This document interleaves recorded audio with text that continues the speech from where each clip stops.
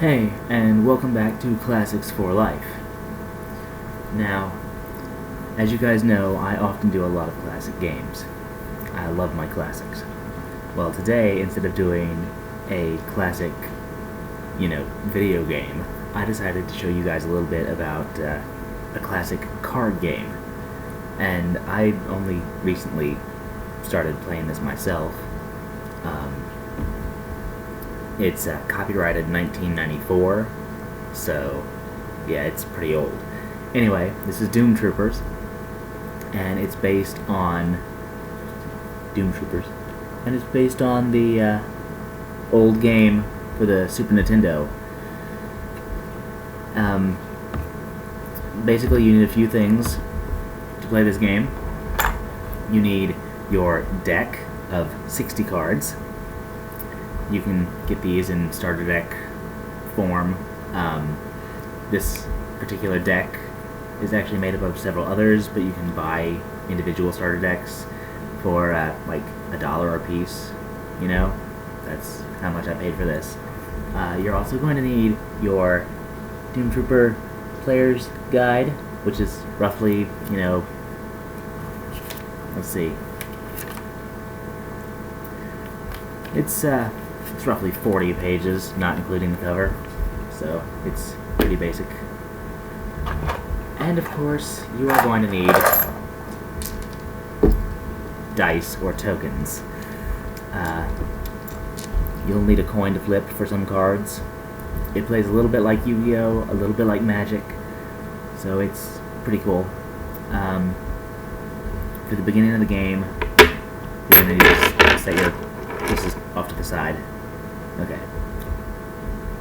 Now, to start the game, you have this thing called a destiny pool, which, here, let me go ahead and draw. You're supposed to have 7 cards at the beginning of the game, and 5 points in your destiny pool. So, 5 points in the destiny pool, and you're supposed to have 7 cards in your hand. So, let's see, 7 cards. 1, 2, 3, 4, 5, 6, 7. So, now that we have that,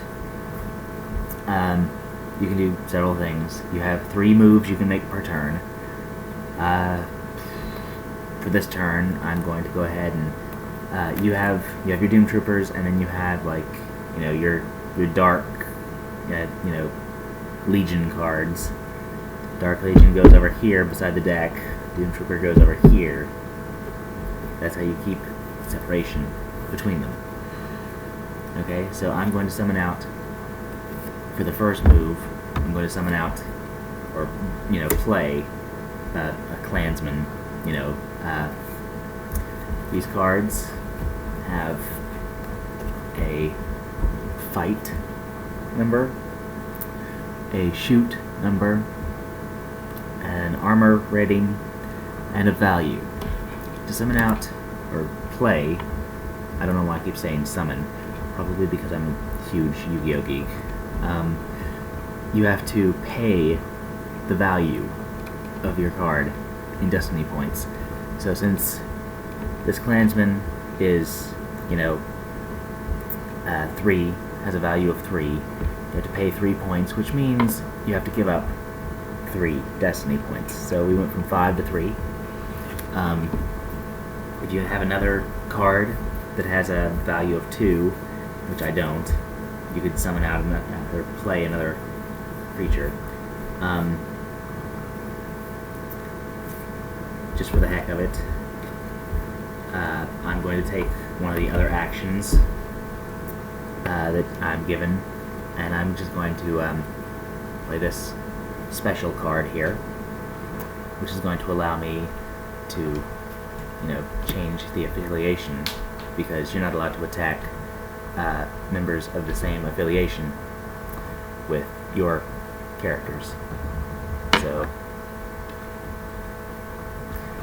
anyway, the affiliation of your card is located up here. And by changing the affiliation, by changing the affiliation of your card, you can do battle with other, you know, character types, other affiliations. Let me see if I can find another card in the hand. Yeah.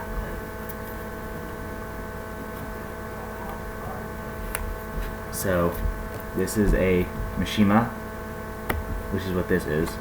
It's got the same symbol as that one down there. So now he's a Mishima. And this one over here is one of the Dark Legion. That's what this symbol means. But I'm putting these here because I don't have a lot of space in the camera. So, you know, it changes the affiliation. These only work with the Doom Troopers. You can't turn a Dark Legion into a non-Dark Legion. It doesn't work that way. So, yeah. The cards come with certain things that only work with specific affiliations. So here's what you've got to do. You can only use one attack for every turn, basically. And it takes up one of your abilities. So I, played him and gave up the points for that. So that was one move. Then I played this on him to change his affiliation, which was a second move. I think. I'm not entirely certain, but I'm pretty sure. Anyway. So, well, I guess I need to either choose to attack. You know what? Instead of attacking, I'm going to use the final move, and I'm going to give 1 point back to the Destiny Pool, because the Destiny Pool you can use to you can choose to put your moves back in the use moves to replace your Destiny points. All right, so that's over with. There's no enemy, so all that. I'm just kind of staging it for you. Anyway, so at the end, you have to kind of throw out a card. This is your discard pile. As far as I can tell, you can throw out a card. That's if you want to draw. If you have like 7 cards in your hand, I don't really know. So you have to have 7 cards in your hand at the beginning of each turn. So you just draw 5, 6, 7. You just draw until you have 7. Okay. Now what I'm going to do is I'm going to use 1 turn. I'm just going to take the D points, and I'm going to place another character here. Now I'm going to show you guys a little bit about battle. Okay, these points are done. I can add to them later. Anyway, so I'm just going to go ahead and place a Necromutant down here. Necromutant. I'm going to place him down here. Now, this guy has 4s all the way down the board, so he's pretty powerful. I don't think I actually have... Yeah, okay. So what I'm going to do is I'm going to declare an attack, and I'm going to choose my clansmen to take on the Necromutant. They're going to battle fight. They're going to battle fight instead of shoot, because you have to choose which version of battle you want. Generally you want to go with the highest version. So his fight is 4 and his fight is 4. Well, his shield or his armor rating is 3 and his armor rating is 4.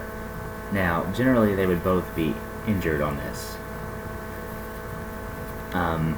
When they get injured, you turn them to the side, so they're wounded. And what happens when they get wounded is, like I said, you can only attack once per turn. What happens when they get wounded is, if they're wounded again, they're killed. So what I'm going to do is,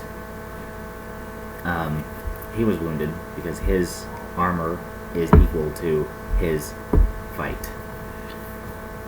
And he was wounded because his armor is weaker than his fight. But what I'm going to do is, since the battle's over and he wasn't killed, I'm going to take and play Strength of Will. And what that's going to do, Strength of Will, what it does is, it says play at any time. Your warriors are not affected by... Wait, this is the wrong card. Hang on. I don't have it. Darn.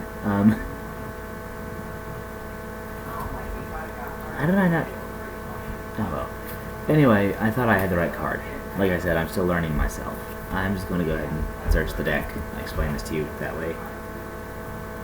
I'm not supposed to do this because I don't have a card that tells me I can do it, but I'm going to do it anyway. So I'm going to go ahead and I'm going to draw from the deck the card that I need. There it is.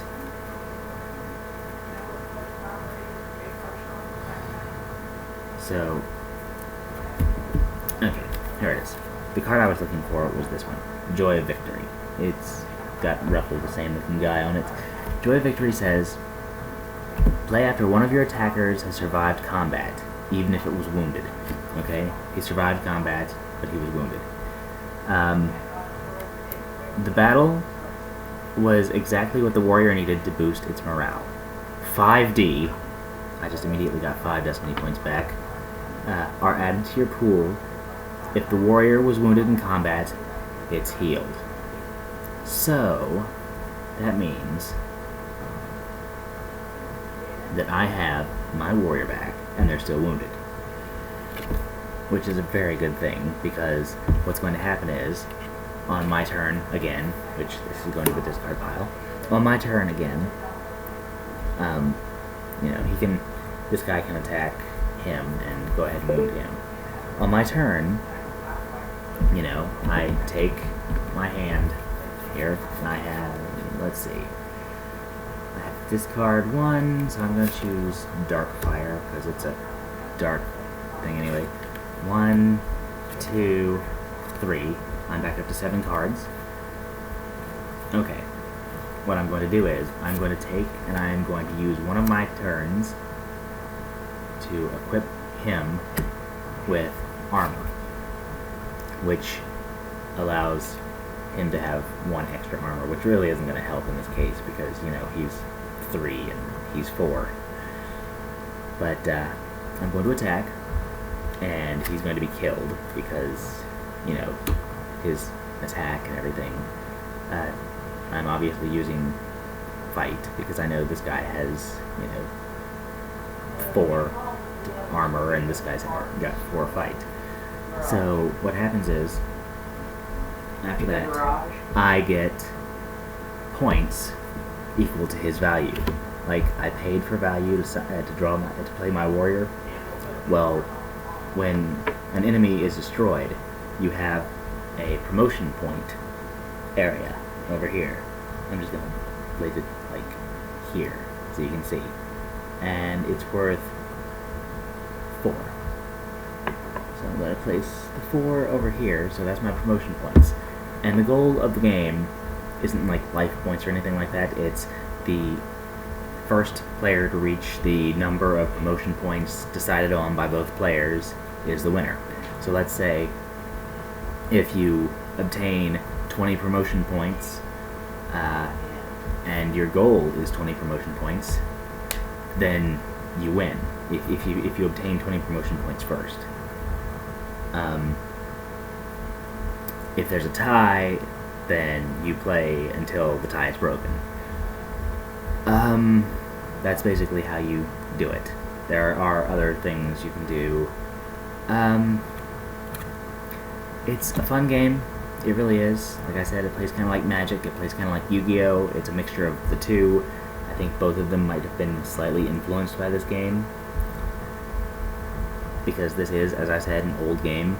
Magic has been around for probably around the same amount of time, but still, it's had some form of influence from it. The promotion points are how you win, but also whenever a player runs out of cards, then runs out of cards from the deck, then that signals the end of a match as well. But that means the one with the most promotion points is the winner. And that's how the game is played. So it's pretty basic. It's got some really cool points to it. Thanks for watching. I hope you enjoyed the video.